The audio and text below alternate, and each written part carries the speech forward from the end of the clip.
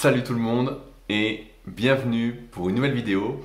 Aujourd'hui, on va parler de catabolisme, de cortisol, de glucides, mais surtout de l'entraînement des stars. Est-ce que c'est l'entraînement à suivre ou est-ce encore une vaste fumisterie? On va vraiment en parler en détail suite à une question qui a été posée sur les forums Superphysique. Mais avant ça, si vous me découvrez aujourd'hui ou si ce n'est pas encore fait, je vous invite à suivre ma formation gratuite à destination des pratiquants de musculation sans dopage. Ce sont les meilleurs conseils que je peux vous donner à partir des erreurs que j'ai faites, des erreurs que je vois encore malheureusement faites. Ce sont les bases, du moins à mes yeux, qui ne sont pas souvent expliquées et qui pourtant vont vous faire gagner un temps fou, vont surtout vous éviter également ou du moins réduire votre risque de blessure et ainsi vous permettre de progresser plus rapidement. Si ça vous intéresse, c'est le premier lien dans la description, donc c'est gratuit, sans engagement et c'est une façon pour moi, entre guillemets, de faire mieux ensemble que seul, comme vous le savez, c'est une valeur qui me tient particulièrement à cœur. Donc cette semaine, sur les forums Superphysique, il y a une question qui a attiré particulièrement mon attention. C'est une question de Rami qui se demande un peu ce que vaut l'entraînement des stars. En effet, il a vu que l'entraîneur de Tom Hardy, pour je ne sais plus quel film, donc Tom Hardy, si vous ne connaissez pas, c'est un acteur qui est assez bodybuildé. C'est un acteur notamment qui a joué dans le film Warrior. Si vous ne l'avez pas vu, à mon sens, de mon avis, c'est un super film. Il a également joué dans le dernier Batman, je crois, si je ne dis pas de conneries. Même si on le reconnaissait moins, mais en tout cas voilà, c'est un type qui est assez balèze, qui a des trapèzes tout énormes, vraiment balèze.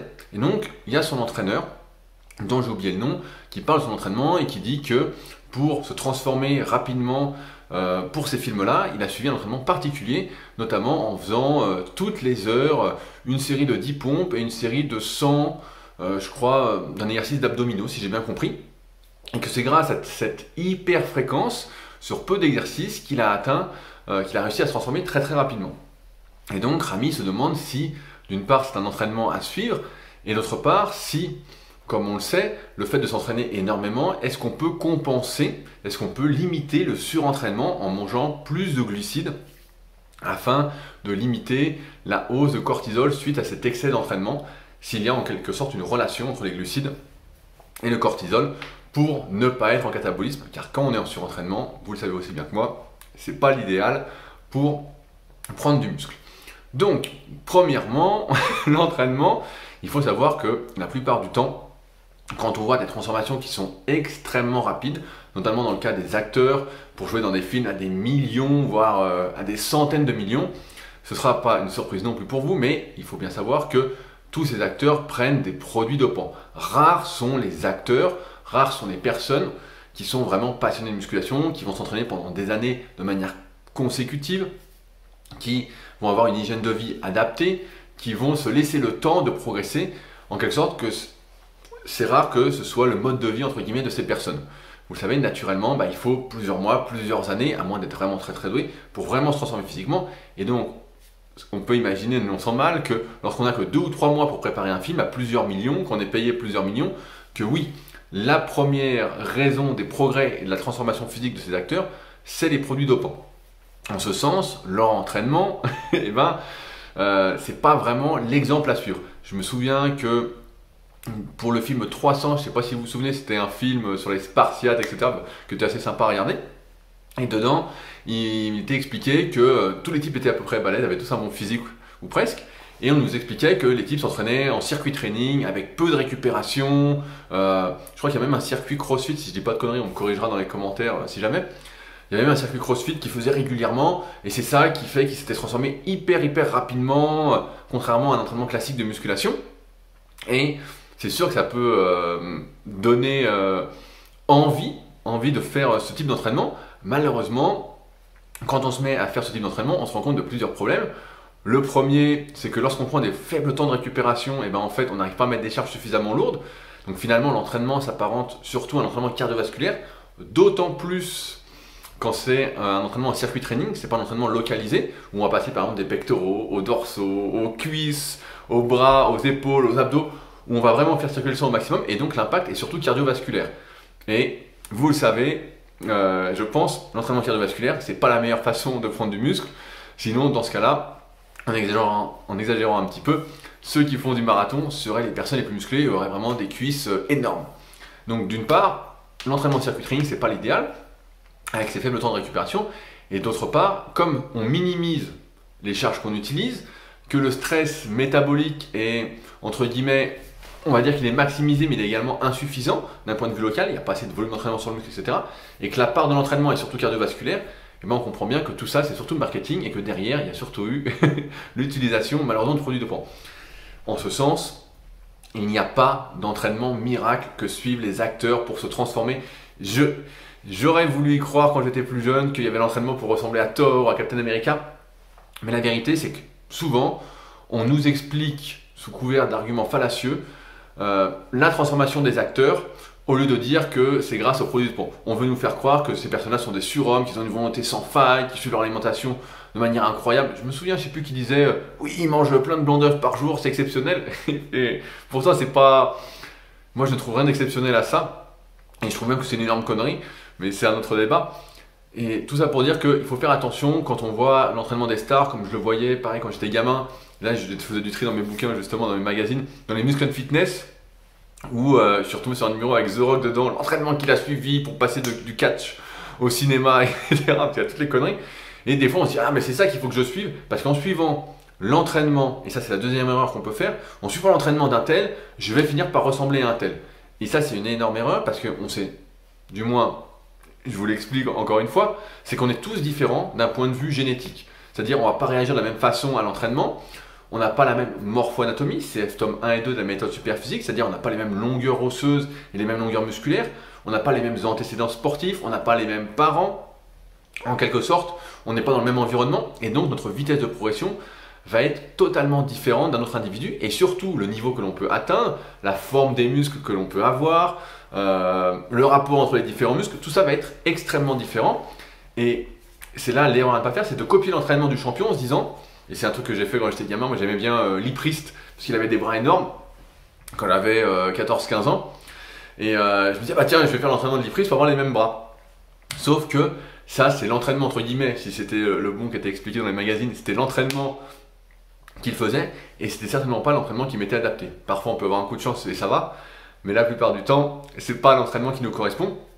Et c'est pourquoi je milite beaucoup pour la personnalisation de son entraînement par rapport à sa morpho-anatomie, surtout progressivement, pour ne pas toujours être, j'ai envie de dire, perdu parmi tous les programmes qui nous sont proposés. Aujourd'hui, je ne sais pas si ça existe encore tous ces magazines, mais à l'époque en tout cas, chaque mois on pouvait changer d'entraînement suivant le culturiste auquel on voulait ressembler, l'acteur auquel on voulait ressembler, le sportif auquel on voulait ressembler.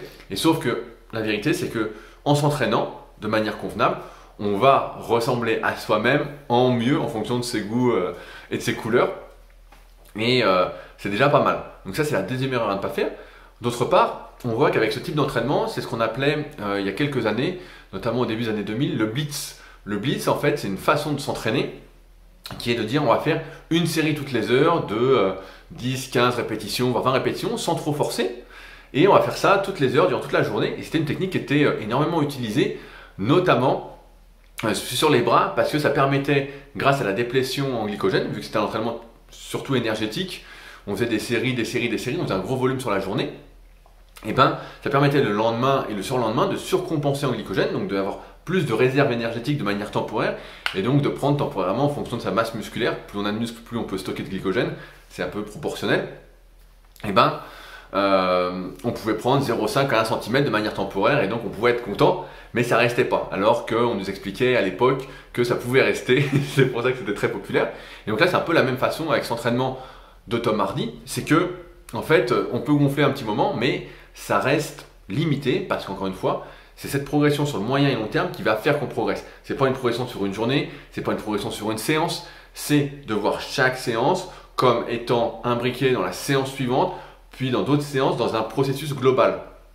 C'est pour ça que c'est hyper important, comme on en parlait la semaine dernière, de ne pas aller à fond à chaque fois, parce que sinon on ne peut pas y aller, et en même temps de ne pas y aller trop mollement. Et c'est là le troisième point où je voulais en venir, c'est qu'avec ce type d'entraînement-là, en fait, Rami sur les forums Superphysique se dit, bah voilà, on sait que si on en fait tous les jours, eh ben on peut vite se surentraîner, et donc est-ce que si en mangeant plus, et notamment des glucides, est-ce que je peux compenser et m'entraîner plus?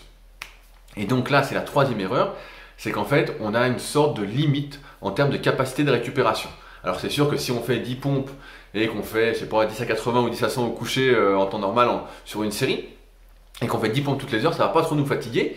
Et le problème, c'est que si on fait un effort qui est trop faible en intensité, C'est-à-dire que si on prend l'échelle de difficulté, je ne sais pas si vous connaissez, mais moi j'aime bien utiliser ça avec mes élèves, c'est-à-dire utiliser une note de 1 à 10, 10 étant super dur, c'est-à-dire quelque chose qu'on a repris dans l'application SP Training. Excellente application, si vous ne l'avez pas, n'hésitez pas à la télécharger. Donc, donner une note, et donc si on fait un entraînement, on va dire, où on est trop loin du 10 sur 10, si on est, imaginons, en faisant 10 pompes, on est à 3 sur 10, ou à 2 sur 10, voire 1 sur 10, et ben l'effort est trop peu intense pour générer une quelconque progression. Sauf une progression temporaire, on va dire réserve énergétique si on en fait toutes les heures, mais en termes de masse musculaire, c'est extrêmement limité. C'est pourquoi et ben, ça n'a pas spécialement d'intérêt, et c'est là qu'on se rend compte également que si on fait un effort suffisamment intense pour prendre du muscle, donc qui est une difficulté, on va dire, de 6, 7, 8, 9, voire 10 sur 10 en fin de cycle de progression, et ben, on va se rendre compte qu'on ne peut pas refaire le même entraînement le lendemain, ni le surlendemain, sauf si on s'entraîne avec des séries très courtes, qu'on minimise l'impact musculaire, mais dans notre cas qui est un but de prendre du muscle, et ben en fait ça n'a pas d'intérêt parce qu'on sait que lorsque les séries sont trop courtes, et ben on minimise entre guillemets la transformation physique, la prise de muscle par rapport au progrès qu'on va faire sous les barres. Et nous, notre but, c'est justement que cette progression sous les barres soit corrélée à la prise de masse musculaire. Et pour ce fait, il faut que l'effort soit suffisamment musculaire, donc des séries qui soient relativement longues en fonction des exercices. On n'utilise pas la même fourchette de répétition en fonction de l'exercice, en fonction de son niveau. CF, le tome 3 de la méthode Superphysique. Et donc, c'est une fausse question pour moi que se pose Rami par rapport à ça. C'est que d'une part, comme je disais, on a des capacités de récupération qui sont limitées quand on force avec suffisamment d'intensité. On ne peut pas refaire la même séance le lendemain. Si vous faites une bonne séance de cuisse, vous n'allez pas avoir envie de la refaire le lendemain. Donc ça, c'est la première chose. Et d'autre part, c'est pas en mangeant plus qu'on va pouvoir limiter le surentraînement, parce qu'il y a également une limite malheureusement d'expérience que je peux vous raconter. C'est que quand on fait beaucoup de sport, on pourrait se dire qu'on va essayer de manger plus pour justement être plus en forme, pour compenser cet excès de sport. Et ce qui se passe, c'est qu'on finit malgré tout, et je ne saurais pas vous dire l'explication, mais c'est qu'à un moment, en fait, on mange pour essayer de ne pas être à plat, notamment moi je le vois au niveau des bras. Et en fait, ce qui se passe, c'est quand on mange beaucoup, on a surtout le ventre gonflé. Donc on n'arrive pas à compenser complètement ça. Donc si on en fait trop, si on veut utiliser une fréquence d'entraînement trop importante, eh ben, on n'arrive pas à compenser par l'alimentation. Et c'est pourquoi on voit bien qu'au fur et à mesure qu'on s'entraîne, et c'est pour ça que la théorie et la pratique sont différents, même si en théorie tout est super, etc. Je me souviens d'une vieille étude qui était souvent citée dans le protocole HST de Brian Hickok, qui était très à la mode au début des années 2000, peut-être jusqu'à 2006-2007, qui montrait que quand on suspendait des poulets régulièrement avec des poids, toute la journée, ils grossissaient 24 sur 24. En gros, un truc du style. Et il extrapolait ça aux humains en disant oui, il faut une énorme fréquence d'entraînement, etc. Sauf que dans la pratique, on se rend compte d'une part que si on force suffisamment, eh ben, d'un point de vue musculaire, on a des courbatures. Donc ça veut dire qu'il faut qu'on puisse récupérer. Je parle de bonnes courbatures, pas des mauvaises courbatures. CF, mon article sur le site rudicoya.com sur les courbatures, si ça vous intéresse d'aller plus loin sur le sujet. Donc d'une part, on a des courbatures. Donc on ne va pas s'entraîner de manière intense dessus. Ça n'a pas d'intérêt pour la prise de muscle, sauf à s'immuniser. Donc comme on en parlait la semaine dernière avec la question d'Ahmad.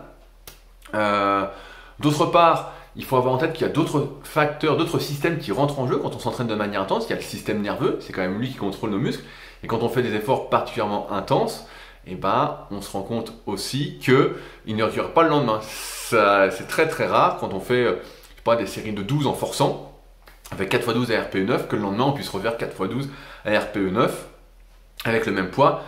Vous pouvez faire le test, ça va peut-être marcher une journée, mais à un moment, ça veut dire que ça ne va pas. Et d'autre part, également les articulations qui rentrent en jeu, les tendons, le système immunitaire, donc le système énergétique. Et pareil, ça, c'est des choses qui mettent du temps à récupérer, sachant que on voit bien qu'au fur et à mesure, malheureusement d'expérience, qu'on récupère de moins en moins rapidement au niveau des articulations, et que finalement, il faut trouver le bon compromis pour ne pas s'user prématurément, même si certains exagèrent un petit peu en disant si on se renforce, on ne s'use pas.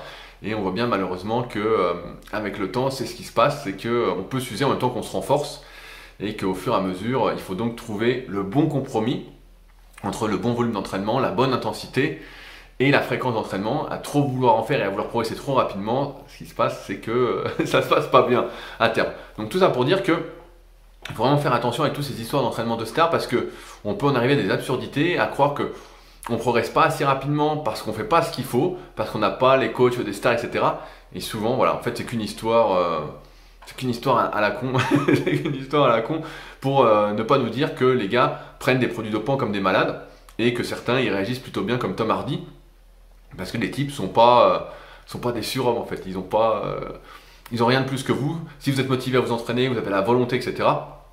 Voilà, vous êtes aussi bien, on va dire, équipé qu'eux pour progresser, et vous voyez bien que ça se fait plutôt lentement. Comme je le dis souvent, si vous progressez actuellement d'1 kilo par séance sur une série ou d'une répétition par-ci, par-là, etc. chaque semaine, et ben c'est que vous êtes sur la bonne voie, c'est que tout va bien, etc. Et il n'y a pas de raison de vouloir essayer d'aller plus vite, parce que souvent en voulant aller plus vite, ce qui se passe c'est que on progresse beaucoup moins rapidement, ça se fait pas comme il faut, et donc on sacrifie un peu son truc. Ce matin j'en parlais justement en consultation avec Guillaume, si tu regardes cette vidéo, qui justement progresse super bien et puis se dit voilà, j'aimerais bien modifier mon entraînement, ça.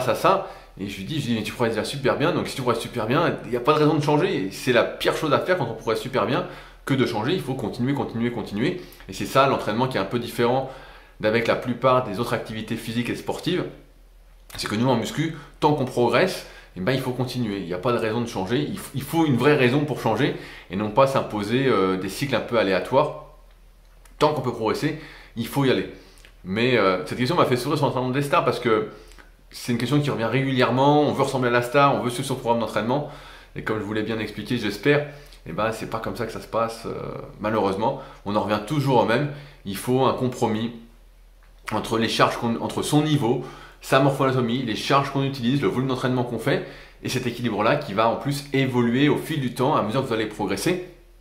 Et c'est pourquoi souvent on passe du full body au half body, et ensuite en fonction des objectifs, si on est vraiment très intéressé par la prise de masse musculaire et qu'on a un bon niveau, on passe en split avec une fréquence d'entraînement de moins en moins importante pour à chaque fois avoir un stress plus important sur le groupe musculaire en question, parce qu'on se rend compte que finalement l'intensité et le volume est plus importante que la fréquence, même s'il ne faut pas exagérer en faisant la consolidation routine de Mike Menzer.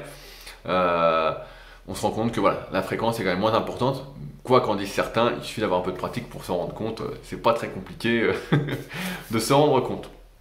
Donc voilà ce que j'avais à vous dire pour aujourd'hui. Je pense que j'ai rien oublié, mais si jamais j'ai oublié des choses, comme d'habitude, n'hésitez pas à utiliser l'espace commentaire. Je lis tout. Je réponds pas à tout le monde, mais je lis tout, et donc ça peut m'inspirer les prochaines vidéos. Si vous avez des questions, n'hésitez pas également à les envoyer. Je mets tous les liens en rapport avec tout ce que j'ai cité dans cette vidéo sur la formation gratuite, la méthode Superphysique, pour se faire coacher. N'hésitez pas d'ailleurs à m'écrire avant d'acheter quoi que ce soit en termes de coaching sur le site pour qu'on discute et qu'on voit qu'on est sur la même longueur d'onde, ou même pour me contacter.